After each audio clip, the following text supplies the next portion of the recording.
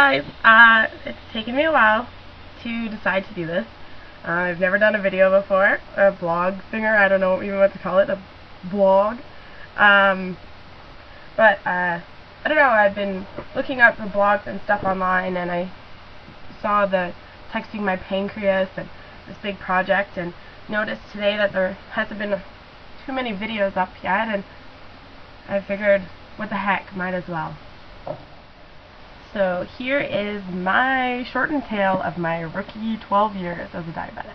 Right now, I am 22 years old, studying elementary ed at the University of Alberta. I coach a soccer team and work full-time at an out-of-school camp. So to start, between the summer between grade 5 and 6, I spent it in Saskatoon with my grandma and my huge family out there. And when I got home, my mom had noticed that I lost a lot of weight. I looked kind of scary, you know. I was kind of a big chubster back in grade 5, and then, you know, got home and I think it was, what, like 30 pounds I had lost? You know, I remember saying that over the summer, you know, Grandma taught me how to love water, and, you know, I was peeing a lot, and my mom was kind of like, what the heck's going on? And she took me in to ask them what was up.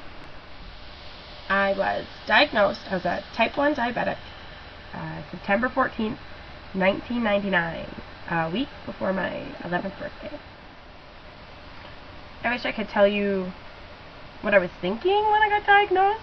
I wish I remembered. I don't remember being afraid, but how, I don't know, sitting at the doctor's and then telling you that, you know, that you're gonna have to give yourself needles. You think you would be afraid, right? But yeah, my mom, oh my god, my mom, I don't even know how she did it. So where to start? My mom, God, my mom, like seriously, what can I even say? There's the strongest woman I know. You know, her child was diagnosed with diabetes at the age of 11. She was the first one to give me my needles.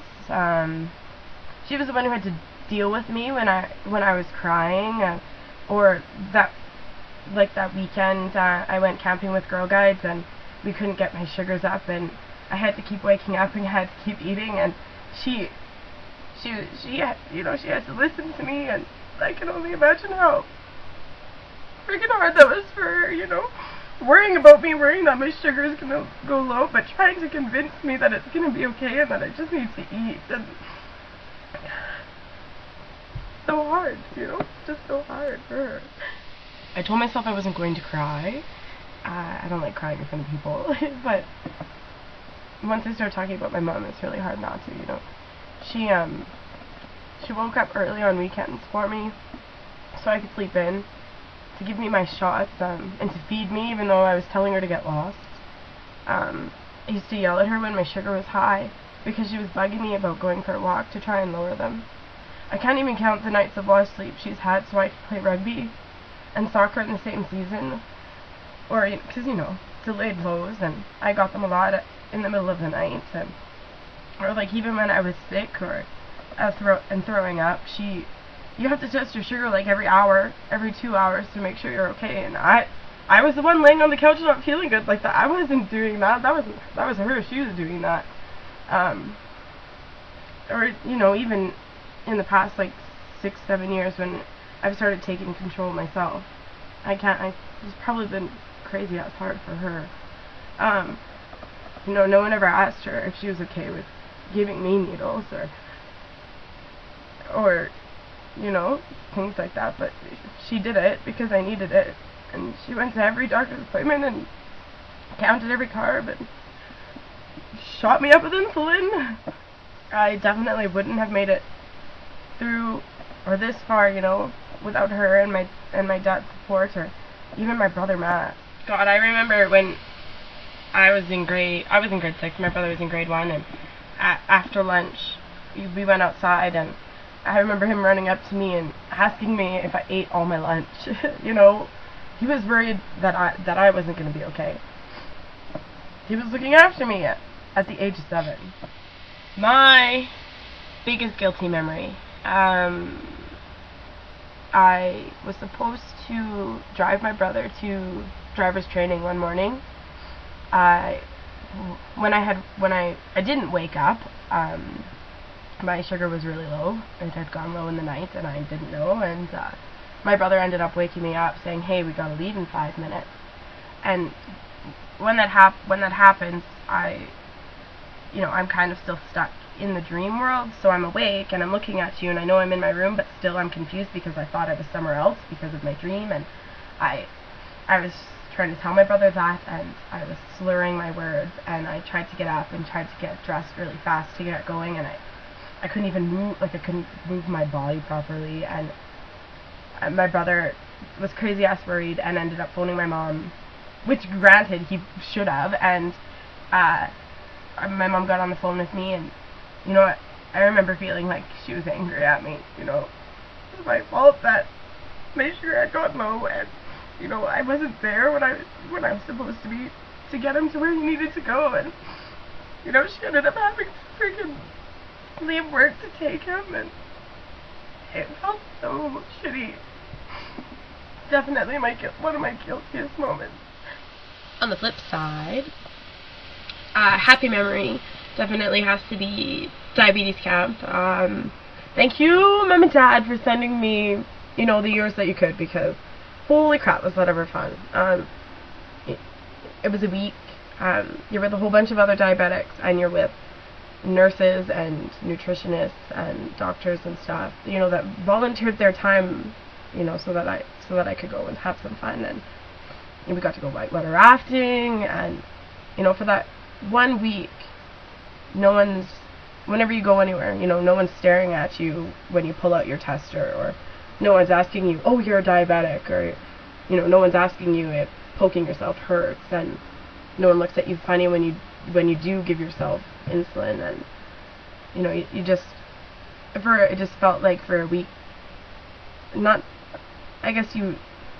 know, I don't want to say that you get a break, because you're still there, and or the diabetes is still there, but you're not as worried. You get a week off from worrying about your usual diabetic routine. I remember loving the diabetic nurses at the Starley Children's Hospital here in Alberta. My A1C always felt like a test, though. Probably always will. Like, the nurses would know if I was, bad diabetic or a good diabetic over the past 6 months, depending on how the heck that stupid test turns out. When I left and moved to the adult clinic, I bawled my eyes out. Secretly, of course, by myself. I don't think anybody knows.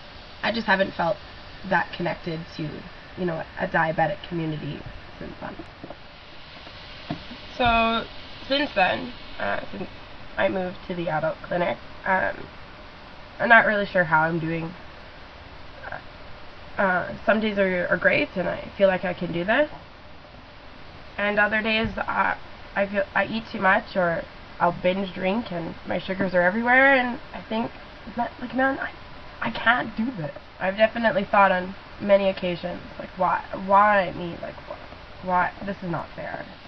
I want to be able to go out and not have to carry a purse or a backpack, and not have to worry about having a junior juice or my tester, or I would just love to sit down and eat a meal.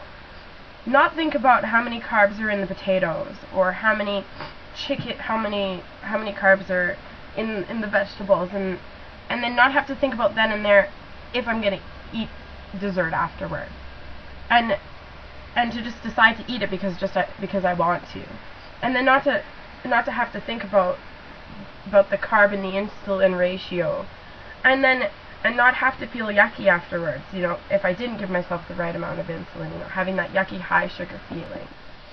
The only bad part of watching everyone else's You Can Do This videos has been that I feel like they have done it. They have figured out how to cope with diabetes. Anyways, that's the way it looks. They are experienced. They've had it for longer than I have. They're older and wiser. They look stronger and more independent. Yet, here I am feeling like I'm just getting into working over my denial and dabbling into my guilty feelings and trying to tell myself that it's okay, and reflecting on how it affects my emotions and my fears. Finally, really making it a part of me and my life. I feel like I've tried to ignore it.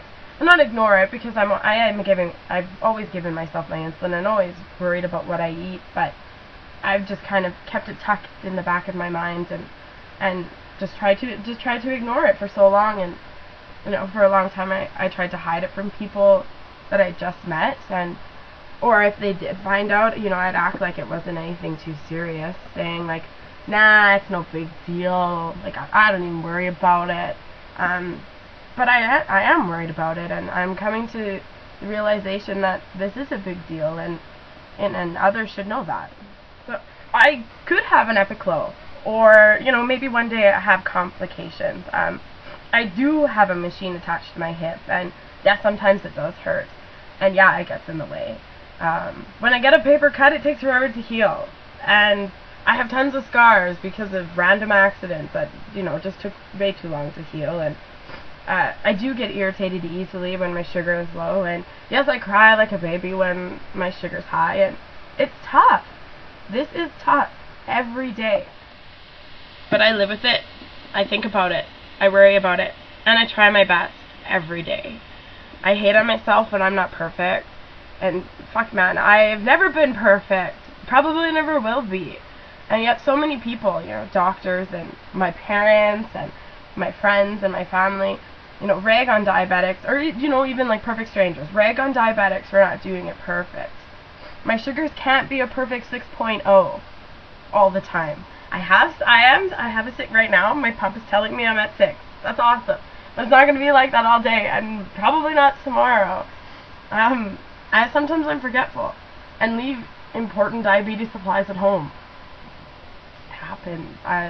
And man, if I want a piece of cake, I'm going to have a piece of cake. And technically you shouldn't eat it either. You just got to help me and help other diabetics by not focusing on that negative stuff. By pointing out what we are doing right.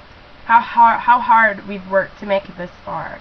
Like, I haven't had a crazy epic low where I've been in the hospital, and 12 years, no signs of complications. That's a good sign. So instead of saying you should be doing this or you should be doing that, let's say you can do this.